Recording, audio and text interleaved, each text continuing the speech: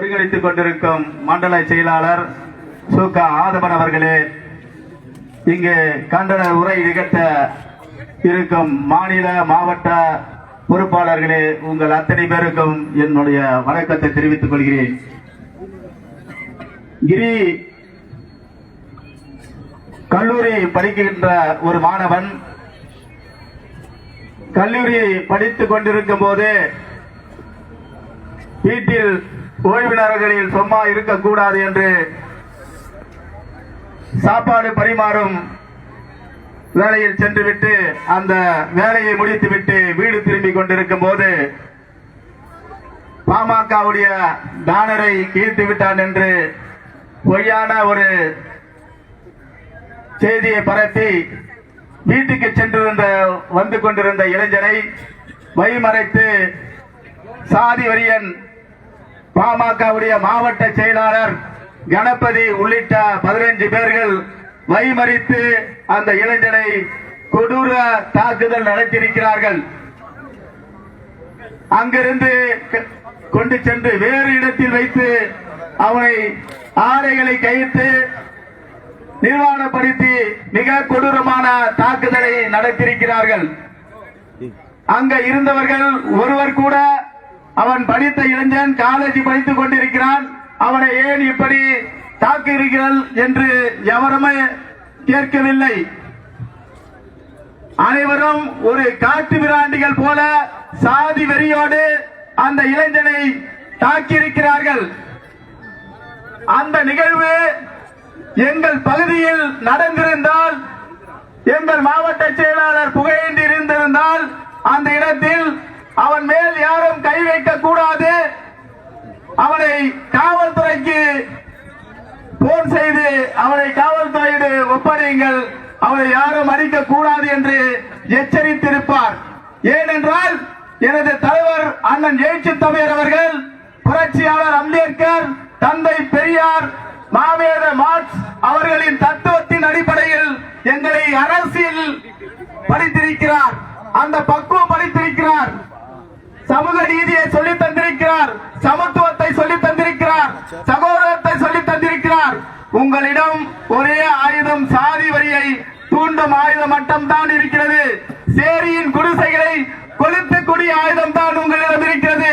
அப்படி சொல்லிதான் இந்த மக்களை ஒன்று திரட்ட முடியும். எங்கள் தலைவர், நாங்கள் கருத்தியல் ரீதியாக மக்களை திரட்டிக் கொண்டிருக்கிறோம், அரசியல் படுத்திக் கொண்டிருக்கிறார் எங்கள் தலைவர். அப்படி சாதி வரியோடு தாக்குதல் நடத்திய இளைஞன் பாதிக்கப்பட்டான் என்று எமது கட்சி தோழர்கள் காவல் நிலையத்தில் புகார் செய்தால் அவங்களும் காவல் நிலையத்தில் புகார் செய்திருக்கிறார்கள்.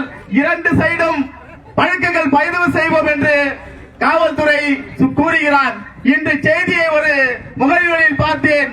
காவல்துறை அதிகாரி அவர்கள் விடுதலை சிறுத்தைகள் பொய் புகார்களை கூறிக்கொண்டிருக்கிறார்கள். அந்த இளைஞன் தான் அந்த பேனரை கீழ்த்தான் என்று அவரே அறிக்கை விடுகிறான். காவல்துறை எந்த கேவலமான நிலையில் இருக்கிறது என்பதை பாருங்கள்.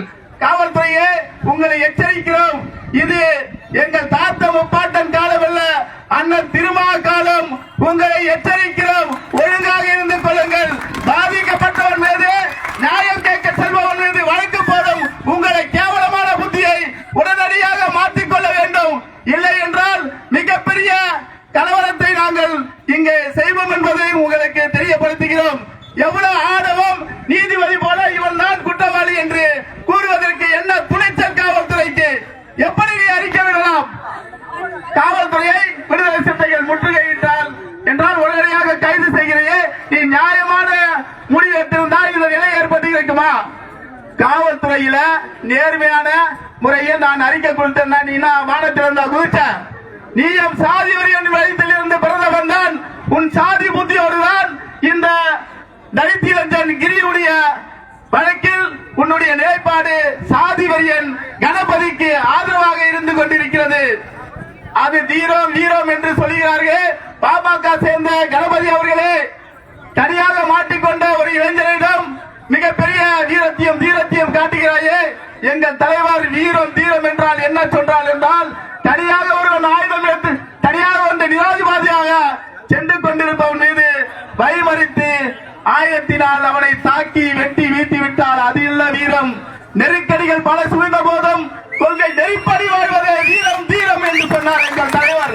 அப்படி விடுதலை சிந்தைகள் கட்டுப்பாடோடு களம் கண்டு கொண்டிருக்கிறார்கள், கருத்திலோடு பயணம் செய்து கொண்டிருக்கிறார்கள். அண்ணன் ஏற்றி தமிழருடைய களத்தோடு உங்களை போல உங்கள் மக்கள் 2 அணிகளாக பிரிந்து விட்டார்கள் என்பது உங்கள் மக்களை ஒன்று திரட்டுவதற்காக இதை சாதிய கழகத்தை தூண்டி உங்கள் மக்களை ஒன்று திரட்டுவதற்கான வேலைகளை ஈடுபடுகின்ற கணபதி அவர்களே, அதெல்லாம் ஒருபோதும் நடந்து விடாது.